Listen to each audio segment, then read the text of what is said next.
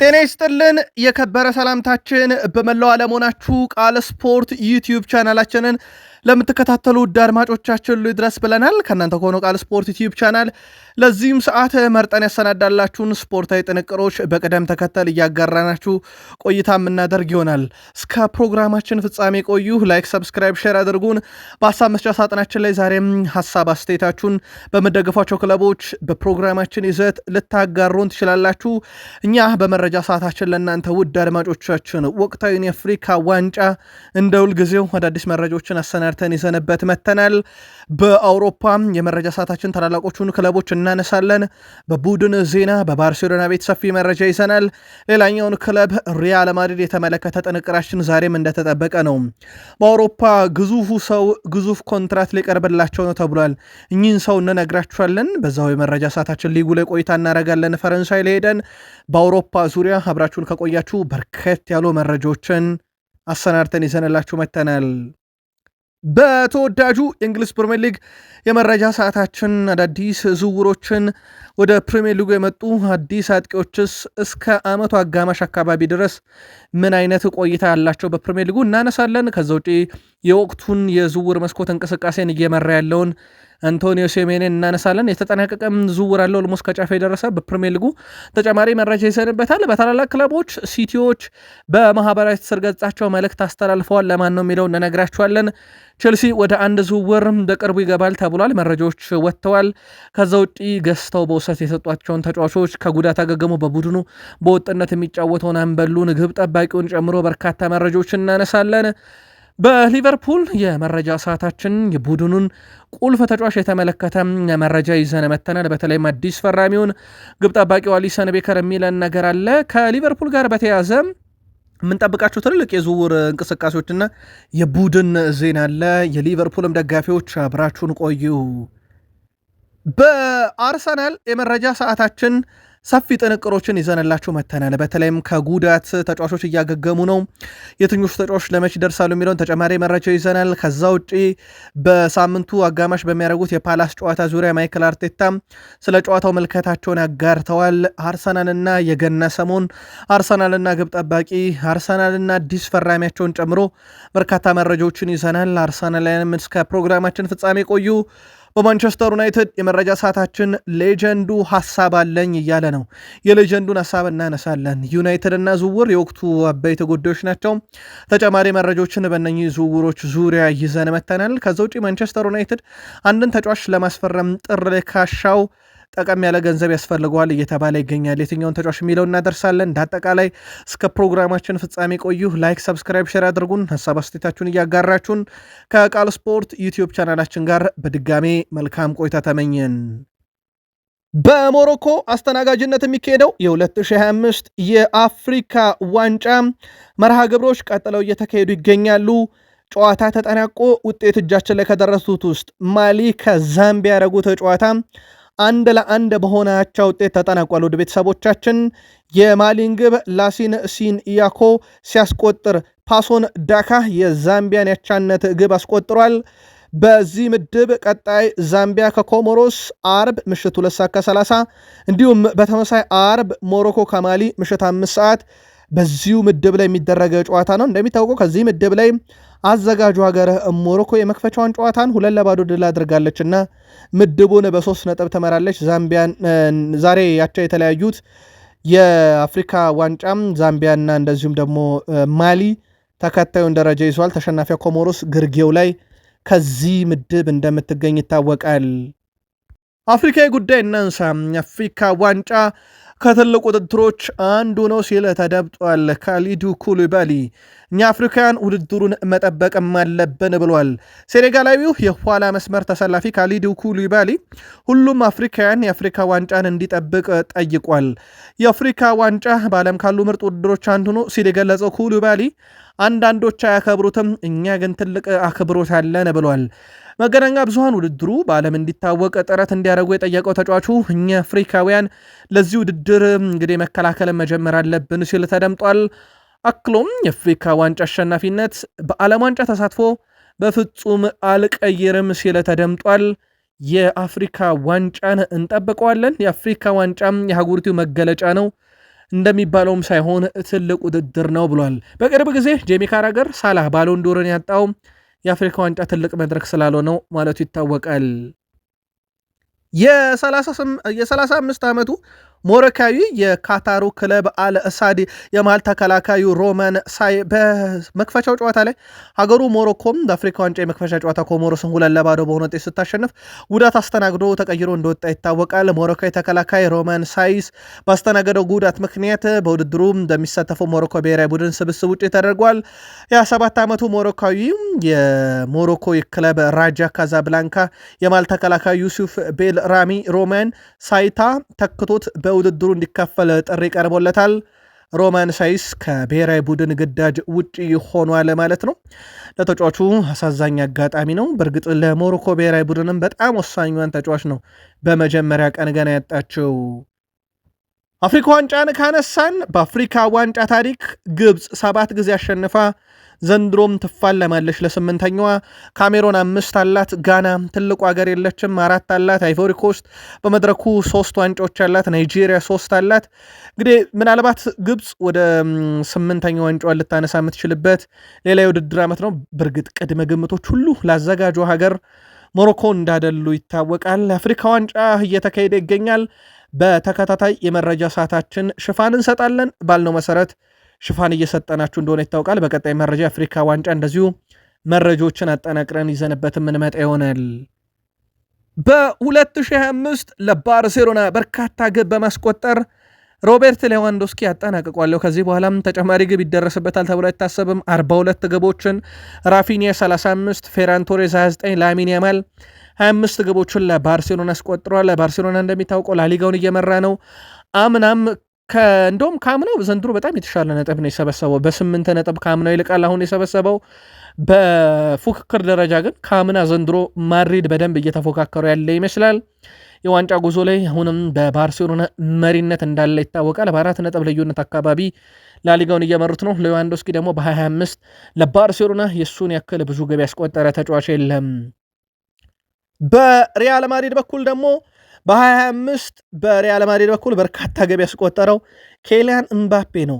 59 ያለው በብዙ ርቀት ላይ ይገኛል።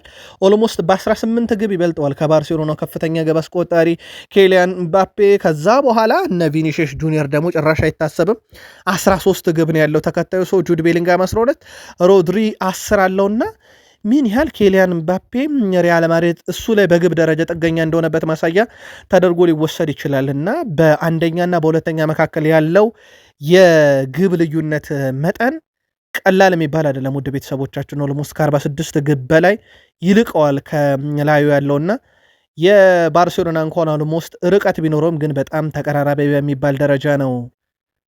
የቀድሞ የሪያል ማድሪዱ ኮከብ ክርስቲያኖ ሮናልዶም በ25 $275 ሚሊዮን የተጣራ ከወጪ ቀሪ ማለት ነው ገቢ ማስገኘቱ እየተረጋገጠ ይገኛል። በርካታ የዜና ምንጮች ግን ከዚህም ሊልቅ ይችላል እየተባለ ነው። በቀጣይ እንግዲህ ፎርብስ የሚያወጡትን መረጃ እናያለን። በእርግጥ በእግር ኳስ ተጫዋችነት ቢሊየን ቤት የገባ ነው ገንዘቡ። ይሄ በእርግጥ እሱ ከገባ ቆይቷል። አሁን እናንተ ታወቃችሁት እንጂ ማለቱ ይታወቃል። ረብጣ ብሮችን በሳውዲ ቆይታው እያገኘ እንደሆነ ይታወቃል። ምናልባት ሪያል ማድሪድ የቀድሞ ሰው ሮናልዶ ካለን ሌላኛው በሪያል ማድሪድ ቀድሞ ተጫውቶ ከዛም አሰልጣኝ የነበረው ዚነዲን ዚዳን ከ27 ዓመት በፊት ልክ በዛሬዋ ቀን የባሊዮን ዶር ሽልማት ተሸላሚ እንደነበረም የሚዘነጋ አይደለም። የፈረንሳዩ ቱጃር ክለብ ፓሪስ ሰን ዠርሜን ለስፔን አሰልጣኝ ሉዊስ ኤንሪኬ በእግር ኳስ እንግዳ የሆነ ውል ለማቅረብ አስበዋል ተብሏል። ፒኤስጂ ለአሰልጣኙ የህይወት ዘመን ኮንትራት ሊያቀርብላቸው በማጤን ላይ መሆኑን የስፔኑ ኢኤስፒኤን አስነብቧል። ክለቡ ውሉን የሚያቀርብ ከሆነም ለእግር ኳስ ታሪክ ለአንድ ሰው የቀረበ የመጀመሪያው ኮንትራት ይሆናል። አሰልጣኝ ሉዊስ ኤንሪኬ ያላቸውን ፍልስፍና ለመተግበር በፒኤስጂ ምቹ ሁኔታ እንዳገኙና በስራቸው ደስተኛ እንደሆኑ ሲነገር ነበረ። አሰልጣኙ ከክለቡ ጋር እና ከካታሪያኑ ባለሀብቶች ጋር ያላቸው ግንኙነትም ጠንካራ የሚባል ነው። በዚህ ምክንያት ክለቡ ከአሰልጣኝ ጋር በጋራ ለህይወት ዘመናቸው ጭምር ኮንትራት ሰጥቶ ለመስራት አቅዷል ተብሏል። ፒኤስጂ በኩሉ ትክክለኛውን አሰልጣኝ አግኝተናል የሚል እምነት መኖሩ እየተዘገበ ነው። በእርግጥ በታሪክ አይተውት የማያውቁትን የአውሮፓ ሻምፒዮንስ ሊግ ያመጡላቸው፣ ሱፐር ካፕን ያመጡ፣ በውስጥ ሊግ እንኳን ቀድሞም ሀያል የነበረ ግን ባለፈው ዓመት ደግሞ የነበረው ሀያልነት ፍጹም የተለየ ነበረ። ሉዊስ ኤንሪኬ 2027 ኮንትራታቸው ይጠናቀቃል። አንዳንድ የፓሪስ ሳን ዠርሜን ደጋፊዎች ግን እሳቸው እኮ ልባቸው በባርሴሎና ስስ ነውና የሃንሲ ፍሊክም ኮንትራት 2027 ላይ ሲጠናቀቅ ጠብቀው ባርሴሎና ሊመለሱ ይችላሉ የሚል ስጋት እንደነበራቸው ይታወቃል። እዛው ፈረንሳይ እንቆይ ውድ ቤተሰቦቻችን። ሜሰን ግሪንውድ ለኦሎምፒክ ማርሴይ እየተጫወተ ቀጣይ ክረምት ላይ 100 ሚሊዮን ፓውንድ በላይ ወጪ የሚያስደርግ ተጫዋች ሆኗል። ይህ ተጫዋች 4 ጎሎችን ባለፉት 3 ጨዋታ ለማርሴይ ያስቆጥሯል። ዩኒየን ሴንት ግሎሲ ላይ 2፣ ሞናኮ ላይ 1፣ ቡርግ ኢን ብሬስ ፕሮናንስ የተባለ የፍራንስ ሊጋ ክለብ በኩብ ደ ፍራንስ 1 ግብ እንዳስቆጠረበት ይታወቃል። ተጫዋቹ በድንቅ ብቃቱ ላይ ይገኛል። በቀጣይ ክረምት ላይ ያለምንም ጥርጥር ማርሴይ ለገበያ የሚያቀርበው ከሆነ በጣም ውድ ዝውውር ይሆናል ተብሎ ይጠበቃል። ዩናይትድ ከዚህ ዝውውር 50% ድርሻ እንዳለው ይታወቃል።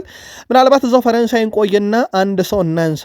ጃፓናዊው የሞናኮ ኮከብ ታኩሚ ሚናሚኖ በሊቨርፑል እናውቀዋለን። ከበድ ያለ ጉዳት አስተናግዷል። በጉዳቱ ምክንያት የ2026ቱ የአሜሪካ ሜክሲኮ እና ካናዳ የዓለም ዋንጫ በጃፓን በኩል ሊያመልጠው ይችላል የሚል መረጃ በስፋት እየወጣ ይገኛል።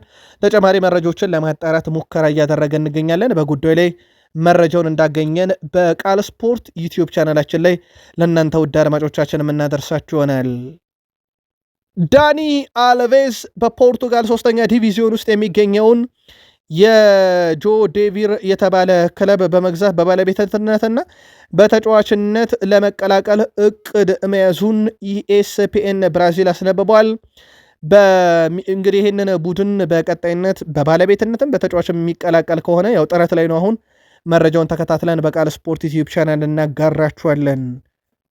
ውድ የቃል ስፖርት ዩቲዩብ ቻናል ቤተሰቦች ከእናንተ ከሆነው ቃል ስፖርት ዩቲዩብ ቻናል ለዚህም ሰዓት መርጠን ያሰናዳላችሁን ስፖርታዊ ጥንቅር ከሀገር ቤት እስከ ባህር ማዶ እያጋራናችሁ እንገኛለን።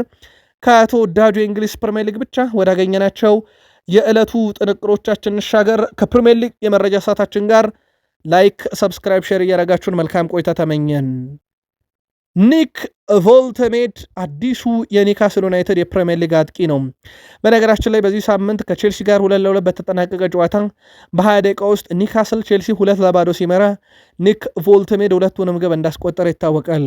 ኒክ ቮልተሜድ በታሪክ 4ኛው ተጫዋች ሆኗል። ይሄውም በፕሪሚየር ሊግ ቼልሲ ላይ በመጀመሪያዎቹ 20 ደቂቃ 2 ጎሎችን ያስቆጠረ 4ኛው ተጫዋች ነው።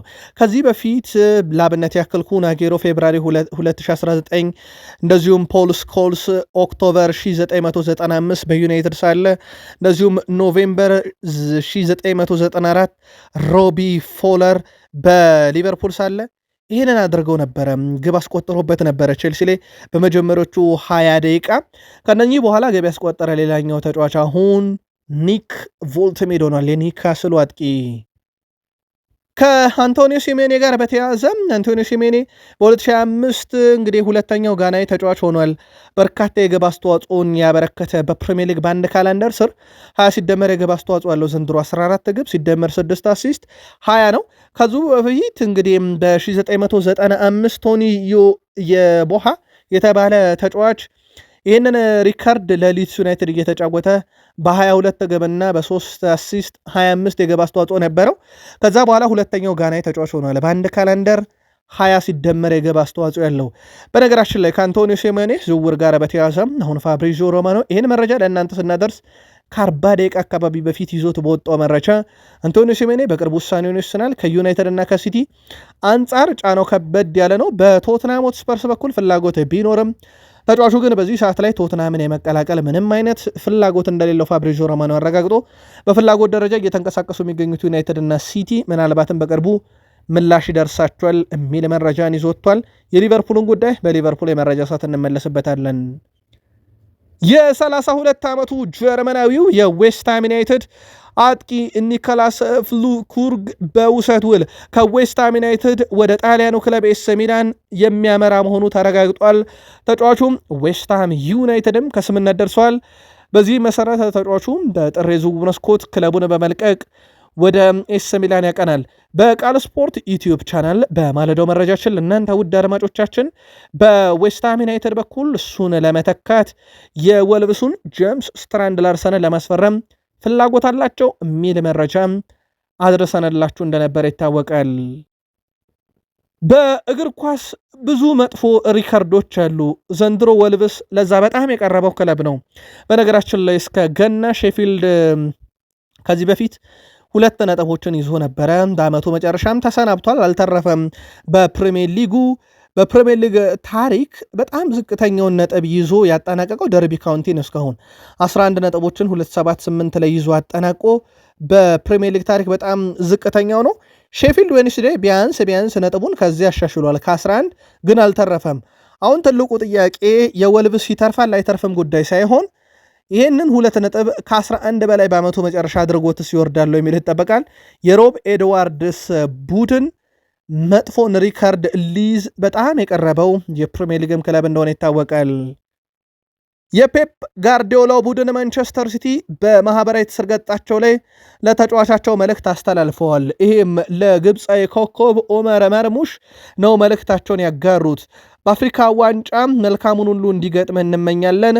የአፍሪካ ዋንጫ አሸናፊ እንድትሆንና በየጨዋታዎቹ ድል እንዲቀና ግብ የምታስቆጥርበት እንዲሆን እንመኝልሃለን ብለውታል። በሲቲዎች በኩል ያው እሱ የጋርዲዮላ ቅጣት ይጠብቀዋል ተብሎ አይታሰብም ጉዳት ካልገጠመው በስተቀር። በመረጃ ሰዓታችን ፔፕ ጋርዲዮላ በተጫዋቾቻቸው በኩል ከበዓል ሰሞን ሲመጡ ኪሎ የጨመረን አላሰልፍም ማለታቸው ይታወቃል። እንደ ኡመር መርሙሽ ያለ ተጫዋች ግን ይህ ስጋት የለበትም፣ ምክንያቱም ረፍት ላይ አይደለም፣ አሁን ከብሔራዊ ቡድኑ ጋር ነው የሚገኘው። ቃል ስፖርት ዩቲዩብ ቻናልም በአፍሪካ ዋንጫ የመረጃ ሰዓት የተጫዋቹን እንቅስቃሴ ጨምሮ አጠቃላይ በፕሪሚየር ሊግ ያሉ ከዋክብቶችን በአፍሪካ ዋንጫ እንዴት ያለ ጊዜ ያሳለፉ የሚለውን በየዕለቱ እናነሳለን። የኡመር መርሙሽንም ጉዳይ በተመለከተ ሲቲዎች መልካም ምኞታቸው የተመኙትለትን ተጫዋች በቀጣይ መረጃ ሰዓታችን እንዴት ያለ ምሽት አሳለፈ የሚለውን የምናካትትላቸው ይሆናል። በቼልሲ በኩል በአርሰናል በጥብቅ ይፈለጋል የተባለውን የሊሉን ተጫዋች ለማስፈረም ፍላጎት እንዳላቸው ተዘግቧል። በጥር የዝውውር መስኮት አዩብ ቡዋንዲን ለማስፈረም የሚደረገው ጥረት ላይ ቼልሲ በይፋ ተቀላቅሏል። በቼልሲ በኩል ያላቸው ፍላጎት ተጫዋቹን ማስፈረም ከዛ እንደለመዱት ለት ክለብ ስትራስቡርግ መስጠት ነው ተብሏል። በአርሰናል በኩል ቀጥታ ተጫዋቹን ወደ ቡድኑ መቀላቀል ነው የሚፈልጉት። ገና ወጣት ተጫዋች ነው። በሊል በኩል የሚጠበቀውን ገንዘብ ማን ይከፍላል፣ ማን ተጫዋቹን በፕሮጀክት ደረጃ ያሳምናል የሚለው ይጠበቃል። ሊልን ከለቀቀ ግን በቼልሲ የሚቀላቀል ከሆነ የፍራንስ ሊጋን አይለቅም። ያው ክለብ ይቀይራል እንጂ እዛው ስትራስቡርግ እስከ ዓመቱ መጨረሻ ይቆያል። በጥር የዝውውር መስኮት አንደኛው የሚጠበቀው ዝውውር ነው። በቼልሲም በኩል እቅድ ተይዟል። ከ45 እስከ 50 ሚሊዮን ዩሮ አካባቢ በጥር የዝውውር መስኮት ወጪ ሊያስደረግ ይችላል ተብሏል። ቼልሲ ሌላኛው ክለብ ሆኗል። የቼልሲ ንብረት ነው በነገራችን ላይ ኬንድሪ ፓይዝ ከላቲን ካመጧቸው ተጫዋቾች ውስጥ ልክ እንደ ኤስታቪዮ ዊሊያን ሁሉ አብሮ የመጣ ተጫዋች ነበረ ኬንድሪ ፓይዝ። ኤስታቪዮ በቼልሲ ቀረ።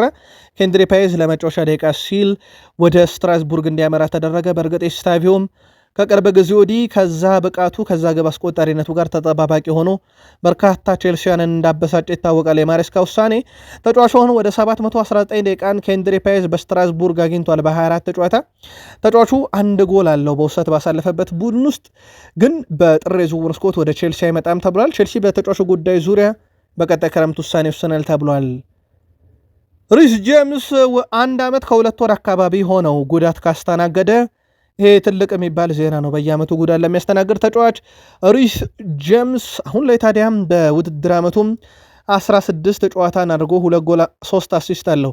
በነገራችን ላይ ሪስ ጄምስ ባለፉት 3 ዓመታት 2022 23 የውድድር ዓመት 23 24 እና 24 25 የውድድር ዓመት ባለፉት 3 የውድድር ዓመታት ከዚህ በፊት በነበሩት በድምሩ 45 ጨዋታ አድርጎ 6 የግብ አስተዋጽኦ ነበረው። ከዛ ለመድረስ 1 የግብ አስተዋጽኦ ነው የቀረው ዘንድሮ ገና በሩብ ዓመቱ ላይ። ተጫዋቹ ከጉዳት ነፃ ሲሆን ለቼልሲ ምን ያህል አገልግሎት እንደሚሰጥ በጣም ትንሿ ማሳያ ቁጥር ተደርጋ ልትወሰድ ትችላለች። ሮበርት ሳንቼዝ የቼልሲው ግብ ጠባቂ ሁልጊዜ በራስ መተማመን ሊኖረን ይገባል። ከመጀመሪያ ደቂቃ ጀምሮ በጠንካራ ብቃት ማረጋገጥ አለብን። ጎል በጣም ቀደም ብሎ ስለመጣብን ለመጀመር ግን ትንሽ አስቸግሮን ነበረ ብሏል። የኒውካስል ዩናይትዱን ጨዋታ ቀደም ብለን ጨዋታዎችን ብንመራ ነገር ግን ለውጥ እንደምናመጣ ማመን አለብን። ከፊታችን ያለውን ደቂቃ ማሰብ መጀመር አለብን። ግቦች ቀድሞ ቢቆጠርብንም ብሏል። ቢያሸንፉም ወይም አንድ ሰው ስህተት ቢሰራም ዋናው ነገር እንደ ቡድን ነው እየተጫወትን ያለነውና የምናስተካክለውም እንደ ቡድን ነው ብሏል። እንደ ቡድን በመመራት ሰዓት ላይ በጠንካራ መንፈስ ቡድኑን ወደ አሸናፊነት መመለስ መቻል አለብን። ስለተቆጠሩብን ግቦች ሳይሆን ስለሚቀረን ደቂቃ ነው ማሰብ ያለብን ብሏል። ከሰሞኑ በኒውካስል ዩናይትድ 2-0 ከተመሩ በኋላ 2-2 ሲወጡ ሁለተኛዋ ግብ በጆዋ ፔድሮ ስትቆጠር አሲስት አድራጊው እንደነበረ የሚዘነጋ አይደለም። ሊቨርፑል ቤት እንሂድ ውድ ቤተሰቦቻችን። አዲሱ አጥቂ ሁጎ ኤኪቲኬ አዲስ አልሆነም ለሊቨርፑል። ግቡ አካባቢ 8ኛ ግቡ ላይ ደርሷል። በነገራችን ላይ ለሊቨርፑል በ10 ጨዋታ ቋሚ ሆኖ ጀምሮ ነው 8 ግብ የደረሰው። ለሊቨርፑል አዲስ አጥቂ ሆኖ በመጀመሪያው 10 ቋሚ ሆኖ በጀመረበት ጨዋታ ይሄን ያክል ግብ ላይ ከዚህ በፊት የደረሰው ዳንኤል ስተርጅ ነበረ። አሁን ሁለተኛው ሰው ሁጎ ኤኪቲኬ ሆኗል። ሶስተኛው ሰው ሳላ ነው፣ 7 አስቆጥሯል። ሳዲዮ ማኔ እና ሮቢ ፎለር ቋሚ ሆኖ በጀመሩባቸው የመጀመሪያ ሊቨርፑል 10 ጨዋታዎቻቸው 6-6 ነበራቸው። አሁን ሁጎ ኤኪቲኬ ከዳንኤል ስተሪጅ እኩል ይሄንን ሪከርድ ተቀናይቶታል። በዛ ላይ ደግሞ እንደሚታወቀው ውድ ቤተሰቦቻችን በቡድን ውስጥ አሁን አስገዳጁ ተጫዋች ሆኗል። ምንም ጥያቄ የለውም። በኢሳክ በኩል ጉዳት መጥቷል። የተጫዋቹ ወቅታዊ ብቃትን በጣም አስደናቂ የሚባል ነውና ሁጎ ኤኪቲኬ አሁን የሊቨርፑል ቋሚ 9 ቁጥር መሆኑንም በብቃትም ደረጃ ያረጋገጠበት ወራት ነበር ማለት ይቻላል። አሊሰን ስለ ሳምንቱ ጨዋታ ሲናገር በጣም ከባድ ጨዋታ ነበር። በፕሪሚየር ሊጉ ተጨማሪ ተጫዋች በሜዳ ላይ ብትይዝም እንኳን ጨዋታዎችን በቀላሉ ማሸነፍ እንደምትችል ማሰብ የማይቻልበት ሊግ ብሎታል። ቶትናም አስቀድሞ እንደ ዣቪ ሲሞንስ ያለ ተጫዋች በቀይ ቢወጣበትም ጎዶሎ መሆናቸው ግን ለእኛ ፈታኝም ነበረ ብሏል። በመጨረሻዎቹ 20 ደቂቃዎች ላይ ተጫዋቾቻችን ለውጤቱ ብዙ ተዋግተዋል። በእርግጥ ክሊንሺት ባለመያዛችን እኔ በግሌ ደስተኛ አይደለውም ብሏል። ጨዋታውን ማሸነፍ ግን ለእኛ ትልቅ ግብ ነው፣ ወጥነትን ማስቀጠል ይረዳናል ጨዋታው ብለዋል። ያው ሊቨርፑል ተከታታይ 3 ጨዋታ በሁሉም መድረክ ድል ያደረገበት ነው። ግብም የተቆጠረበት ያ የቶትንሃም ጨዋታ ብቻ እንደነበረ ይታወቃል። ባለፉት 3 ጨዋታ ይሄ ለቡድናችን በራስ መተማመኑም ያስፈልጋለዋል። ዋናው ማሸነፋችን ነው ሲል ተደምጧል። በሊቨርፑል በኩል በተከላካይ የፓላሱን ማርክ ጉዌን የፊት መስመር ላይ ደግሞ የኢሳክን ጉዳት ተከትሎ እንደ አንቶኒዮ ሴሜኒ ያሉ ተጫዋች በዝርዝራቸው ውስጥ እንዳሉ ይታወቃል። ሁለቱም ላይ በጥር እንቅስቃሴ ማድረጉ አይቀርም ሊቨርፑል። ይህን ጉዳይ በተመለከተና እንደ አጠቃላይ ደግሞ በሊቨርፑል በኩል ሊኖሩ የሚችሉ እንቅስቃሴዎችን በተመለከተ በአሰልጣኝ አርኔ ስሎት በኩል የሚሰጥ ጋዜጣዊ መግለጫ አለ። ይህን ጋዜጣዊ መግለጫ እጃችን ላይ እንደደረሰ ውድ ቤተሰቦቻችን ለእናንተ ውድ አድማጫችን የምናደርስ ይሆናል። በሳምንቱ መጨረሻ በሚደረጉ ጨዋታዎች ዙሪያ ከአሰልጣኞች በኩል ጋዜጣዊ መግለጫ ስለሚኖሩ ሰሞኑን ተከታትለን እናደርሳለን። የሊቨርፑልን የዝውውር ጉዳይም በዛው ከስር የምናጠራው ይሆናል። ሮይ ኪን ስለ ቀድሞ ክለቡ ማንቸስተር ዩናይትድ ይናገራል። ማንቸስተር ዩናይትድ ከኳስ ውጭ ባለ እንቅስቃሴ በሊግ ውስጥ ካሉ በጣም ደካማ ቡድኖች ውስጥ አንዱ ነው ሲል ተደምጧል። በማንቸስተር ዩናይትድ በኩል ከኳስ ጋር ቡድኑ ጥሩ ነው፣ ነገር ግን ከኳስ ውጭ በሚሆኑበት ሰዓት ላይ ቡድኑ በጣም ይቸገራል ብሏል። በቡድን ውስጥ እንግዲህ የሚያስፈልገውን ነገር በሙሉ ያለው ቡድን ለመገንባት ከክረምት ጀምሮ ዝውውሮች እየተደረጉ ይገኛሉ፣ ግን አሁንም ያልተጠናቀቀ ነገር አለ ብሏል። ቡድን ውስጥ ቡድኑን እንግዲህ በመስራት ደረጃ ያው አሰልጣኝ ሩበን አሞሪም እሳቸውም የቡድን ግንባታው ገና ይቀረዋል የሚል ሀሳብ እያጋሩ እንደሆነ ይታወቃል። ሮይ ኪን ግን ቡድኑ በጊዜ ሂደት ላይ ተገንብቶ ማለቅ ያለበት ግን ከኳስ ውጭ ደግሞ በጣም መጥፎና የፕሪሚየር ሊጉ ደካማው ቡድን ነው ሲል ተደምጧል። ከኳስ ጋር ጥሩ ቡድን ናቸው፣ ነገር ግን በከፍተኛ ደረጃ ያለ ትልቅ ተጫዋች መሆን ከፈለግ ዋናው ነገር ከኳስም ውጭ ምርጥ መሆን ነው ሲል ተደምጧል። ሮማዎች ለጆሽኳ ዚርክዚ እስከ 40 ሚሊዮን ዩሮ የሚያወጣ ስምምነት ለዩናይትድ የማቅረብ ግዴታ አለባቸው። የውሰት ክፍያን 5 ሚሊዮን ዩሮ ከዛ ለዩናይትድ የመግዛት ግዴታን ሲያሟሉ ደግሞ 40 ሚሊዮን ዩሮ ለመጨመር ሮማ ለሻምፒዮንስ ሊግ ሲበቃ የሚሉ አንቀጾችን ሮሞች ለዩናይትድ የማቅረብ ፍላጎት አላቸው ተብሏል። እስከዚህ ሰዓት ድረስ ማንቸስተር ዩናይትድ ውሳኔ ባይወስንም የአፍሪካ ዋንጫ ግን ዩናይትድ ቤት ብቻ ሳይሆን በአውሮፓ ዙሪያ እዚህ ዝውውር ላይ ተጽዕኖ ማሳደሩ አይቀርምና የአፍሪካን ዋንጫ ጉዞ ይጠብቃሉ ተብሎ ይታሰባል። በጆሽኳ ዜርኪዚ ዝውውር ጉዳይ ላይ ምናልባት በኮቢ ማይኖ ጉዳይ ላይ ከአፍሪካ ዋንጫ የባሰ ነገር ገጥሟል። አሁን ኮቢ ማይኖ እንደ ብሩኖ ረዘም ያለ ጊዜ ጉዳት ላይ ላይቆይ ይችላል ተብሎ ይጠበቃል እና የብሩኖ ጉዳት ግን ቢያንስ ከአንድ ወር በታች ይሆናል ተብሎ አይታሰብም። ስለዚህ የኮቢ ማይኖ መሸጥ ደግሞ የብሩኖ ፈርናንዴዝ ጉዳት የሚያስተጓጉለው ሆኗልና ምናልባትም ዜርኪዚም ብሩኖም እንግዲህ በዜርኪዝም በኮቢ ማይኖም ሽያጭ ዙሪያ ላይ ማንቸስተር ዩናይትድ አሁንም ቆም ብሎ ለማሰብ ይገደዳል ብሏል ስካይ ስፖርት። በአፍሪካ ዋንጫና በብሩኖ ፈርናንዴዝ ጉዳት ምክንያት ዩናይትድ የብራይተኑን ካርሎስ ባሌባን ከክረምት ጀምሮ ሲፈልግ ከክረምት ጀምሮ ጥረት ሲያደርግበት እንደነበረ ይታወቃል። ማንቸስተር ዩናይትድ አሁን ላይ ቡድኑ ካጋጠመው ወቅታዊ የውጤት ቀውስና ከቡድኑ የስኳድ ዴብዝ እጥረት ጋር በተያዘ ዩናይትድ በዝርዝራቸው ውስጥ የያዙ ተጫዋቾችን በጥር እንኳን ላምጣ ቢሉ ብሎ የስካይ ስፖርት ዘጋቢው እንደጻፈው ከሆነ የብራይተኑ ካርሎስ ባሌባም ደጩነት እንዳለ ይታወቃልና ይህን ዝውውር ለመፈጸም አሁንም ቢሆን የብራይተኖች ቅድመ ሁኔታ ትልቅ ገንዘብ ነው ብሏል። ግን በብራይተን በኩል ትልቅ ገንዘብ እንዳለ ሆኖ በፍላጎት ደረጃ እንግዲህ በብራይተን በኩል በጥር የዝውውር መስኮትስ ገንዘቡን ሲያገኙ ይሸጡታል ወይ በሚለው ጉዳይ ላይ ምናልባት ዩናይትድ የተባለውን ከ100 ሚሊዮን ፓውንድ በላይ ገንዘብ ለጥር በጅቶ የሚያመጣው ከሆነ የምንመለከተው ይሆናል። የአርሰናልን ጉዳት በተመለከተና የዚህ ሳምንትን ጨዋታ በተመለከተ ጥቂት መረጃዎችን እናንሳ። ቤን ዋይት ሃምስትሪንግ ጉዳት ላይ ነው። ምናልባት እስከ ጃንዋሪ 17 የኖቲንግሃም ፎረስት ጨዋታ ይጠበቃል። ማክስ ዶማን በቁርጭምጭሜ ጉዳት ነው፣ መመለሻው የተረጋገጠ ቀን የለውም። ክርስቲያን ሞሽኬራ ጃንዋሪ 17 ከኖቲንግሃም ፎረስት ጨዋታ ይጠበቃል። ጋብርኤል ማጋሌሽ በዲሴምበር መጨረሻ ላይ በትልቁ የሚጠበቀው ተጫዋች ነው። ምናልባትም በጃንዋሪ 3 አካባቢ ባለው የአርሰናል ጨዋታ ላይ ሊመለሱ ይችላል። ከሃቨርዝ በጉዳት እንግዲህ ይህም ልክ እንደ ማጋሌሽ ሁሉ እስከ ጃንዋሪ 3 ባለ ጊዜ ውስጥ ይጠበቃል። በአርሰናል በኩል ያሉ ወቅታዊ ጉዳቶች እነኚህ ናቸው። ምናልባት በተከታታይም ጥያቄ እየመጣልን ስለነበረ ነው። ግን አርሰናል የስኳድ ዴብዙ አሁንም እጅ እንዲሰጥ አላረገውም። የስኳድ ዴብዙ ዘንድሮ በጣም ጥልቅ የሚባል ነው። በዛውም ልክ ግን ጉዳት እየፈተነው እንደሆነ የሚዘነጋ አይደለም። ጋብርኤል ኢየሱስን በተመለከተም እሱ በጨዋታዎች ላይ ብቻ ሳይሆን በየቀኑ በስልጠና ላይም ምን ያህል መጫወት እንደሚፈልግ ማየት ይቻላል። በቅርቡ መደበኛውን ደቂቃ ያገኛል ብሏል። እሳቸው የተወሰኑ ደቂቃዎችን እያገኘ ያለው በቋሚነት ይጀምራል ብሏል። ምናልባት በፓላስ ጨዋታ የሚያሰልፉት ከሆነ የምንመለከተው ይሆናል። አርቴታ አሁን እየተላመድን ነው፣ በቡድን ውስጥ በተለይ አዳዲስ ተጫዋቾችን በተመለከተ እየተላመድን መተናል። የጨዋታ መደራረቦችን ቡድን እየተላመደ ነው። ያለን ጊዜ በጣም አጭር ነው። እስከ የካቲት ድረስ ያሉ የሳምንቱ ጨዋታዎች በጣም የተጨናነቁ ናቸው። ወደ ውድድሩ ግማሽ ፍጻሜ ለመድረስ በካራባው ካፕም ጥሩ እድል አለን። ፓላስን እንገጥማለን። የስኳድ ዴብዛችን ለዛ ጨዋታ ብቁ ነው ብሏል። ማይክል አርቴታ በዚህ ውድድር ዓመት ብዙ ግጥሚያዎች ስላሉ የካራባው ካፕን ለእርሶ ምን ያህል አስፈላጊ ነው ሲባሉ አሁን በጣም አስፈላጊ ጨዋታ ነው። ከክሪስታል ፓላስ ጋር የምናደርገው የካራባው ካፕ ጨዋታ ለእኛ በጣም አስፈላጊ ነው። የሚቀጥሉትን ጨዋታዎች እያንዳንዱ ላይ ትኩረት እናደርጋለን። የምንቀው ጨዋታ የለም። በእያንዳንዱ ጨዋታ ማሸነፍና ጥሩ ብቃት ማሳየት ለቀጣዩ ጨዋታ እንድንዘጋጅ ይረዳል። በራስ መተማመናችንም ከፍ ያደርጋል። ስለዚህ አሁንም ሙሉ በሙሉ ፓላስ ላይ ትኩረት እናደርጋለን። ዝቅ አድርገን የምናየው ጨዋታ አይደለም ብለዋል አሰልጣኝ ማይክል አርቴታ። ባለፉት 9 የውድድር ዓመታት በገና ወቅት የሊጉ መሪ ክለቦች ውስጥ 6ቱ የፕሪሚየር ሊጉ ዋንጫ ባለቤት ሆነዋል። ለአብነት ያክል በቼልሲ በኩል 2016-17 እስከ ገና መሩ፣ ዋንጫውን በሉ። 2017-18 ሲቲ እስከ ገና መራ፣ ዋንጫውን በላ። 2018 ሊቨርፑል እስከ ገና መራ፣ ሲቲ በላው። 2019-20 ሊቨርፑል እስከ ገና ዳግም መራ፣ በቀጣዩ ዓመት ራሱ በላው። 2021-22 ላይ ሊቨርፑል እስከ ገና መራ፣ ከዛ ግን ሲቲ ነጠቀው። 2021-22 ሲቲ መራ፣ ሲቲ ወሰደ።